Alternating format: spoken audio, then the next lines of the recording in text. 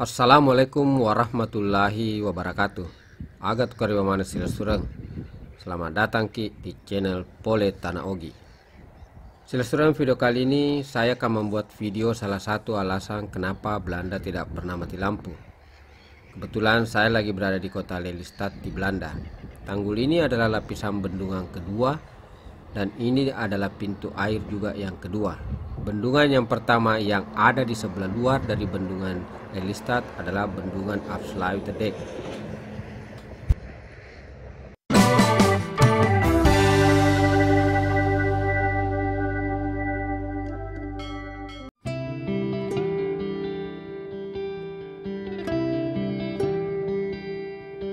Pintu air ini menunjukkan di mana air di bagian luar lebih tinggi dari bagian dalamnya, yang artinya air laut lebih tinggi dari air yang ada di sebelah daratannya.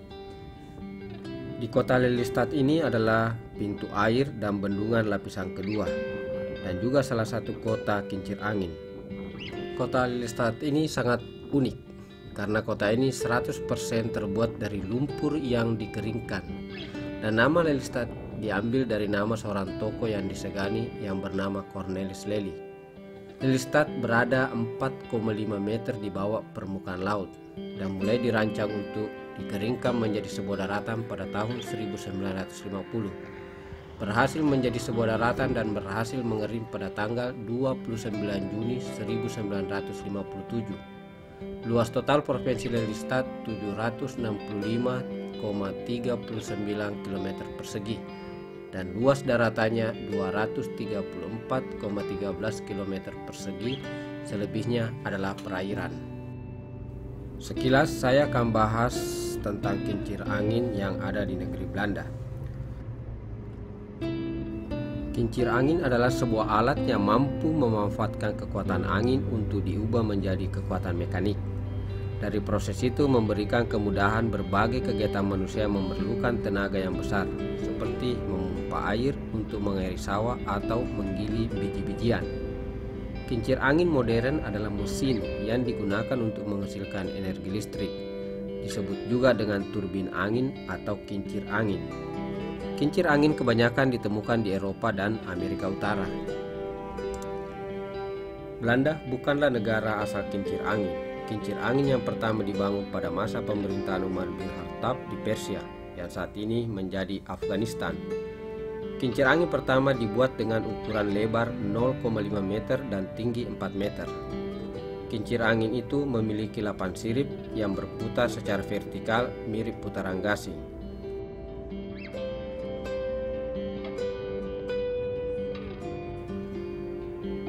Fungsi kincir angin untuk menggiling jagung, gandum, tebu, serta memompa air. Lalu kincir angin digunakan kembali untuk membangkitkan listrik dibangun oleh P. Lacour dari Denmark di akhir abad ke-19. Setelah Perang Dunia Pertama, layar dengan penampang melintang menyerupai sudut propeller pesawat sekarang yang disebut kincir angin tipe propeller atau turbin. Eksperimen kincir angin di sudut kembar dilakukan di Amerika Serikat tahun 1940. Ukurannya yang sangat besar yang disebut mesin Smith-Putman karena dirancang oleh Palmer Putman. Kapasitasnya 1,25 MW yang dibuat oleh Morgan Smith Company dari Pennsylvania. Diameter propelnya 55 meter, beratnya 16 ton dan menaranya setinggi 34 meter.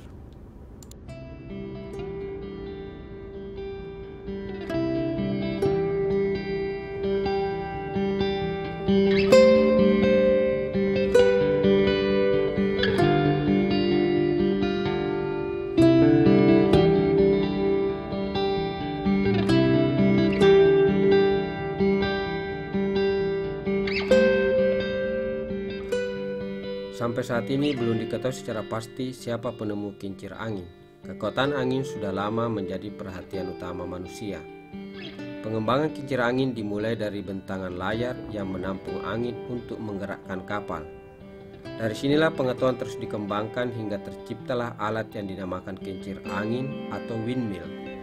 Naskah tertua tentang kincir angin terdapat dalam tulisan Arab dari abad ke-9 Masehi yang menjelaskan bahwa kincir angin yang dioperasikan di perbatasan Iran dan Afghanistan sudah ada sejak beberapa abad sebelumnya. Kadang disebut Persian windmill. Jenis yang sama juga digunakan di Cina untuk menguapkan air laut dan memproduksi garam. Terakhir masih digunakan di Crimea, Eropa, dan Amerika Serikat. Fungsi pertama kali kincir angin adalah untuk menumbuk biji-bijian tanaman padi. Seiring berjalannya waktu, kincir angin mengalami pergeseran fungsi. Saat ini, kincir angin dimanfaatkan untuk menghasilkan tenaga listrik. Turbin angin merupakan kincir angin yang digunakan untuk membangkitkan tenaga listrik.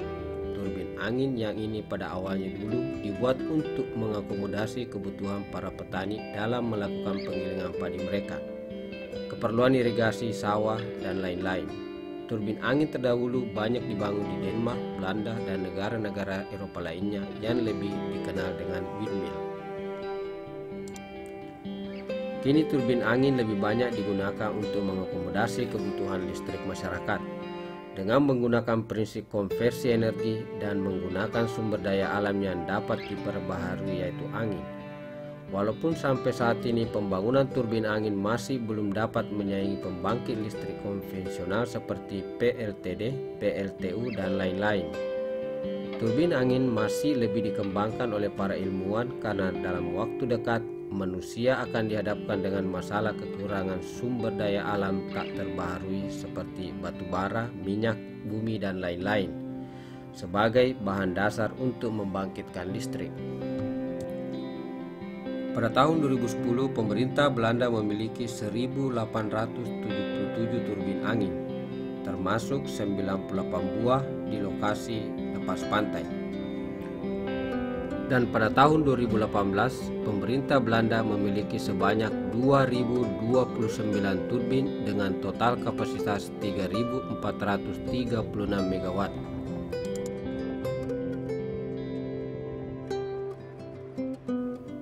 Pemerintah Belanda memiliki visi yang ditargetkan tercapai pada tahun 2018, bahwa seluruh kereta api listrik yang menjangkau hingga ke pelosok negeri digerakkan oleh tenaga angin.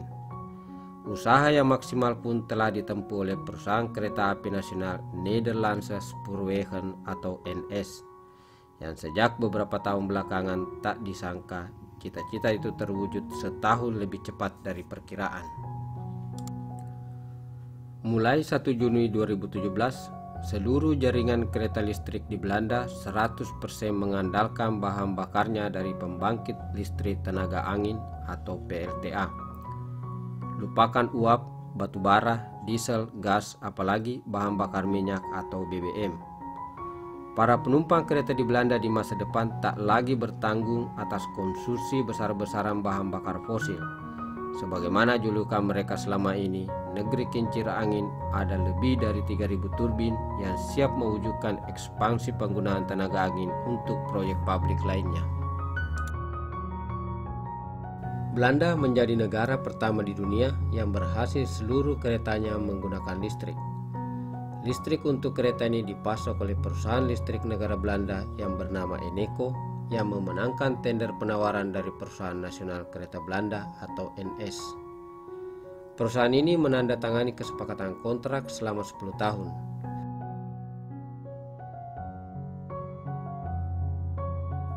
Pada Januari 2018 sebagai tanggal di mana semua kereta NS beroperasi dengan energi angin.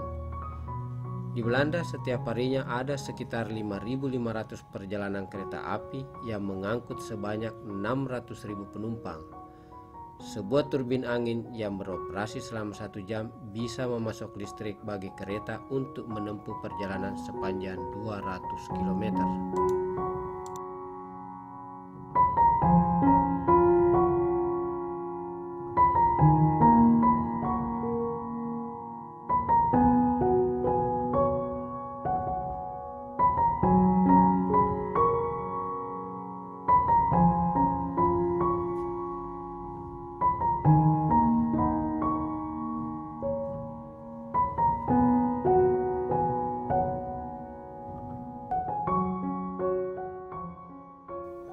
Salah satu hal yang menarik di depan stasiun kereta adalah perpustakaan mini, yang dimana kita dapat membawa dan membaca buku tersebut. yang slogannya tertulis di samping, yang artinya berikanlah satu buku dan bawalah satu buku. Buku adalah jendela dunia. Jadi mari seluruh kita lestarikan budaya membaca. Salam dari kota Lelystad, Belanda. Sampai berjumpa lagi di video berikutnya. Waalaikumsalam warahmatullahi wabarakatuh.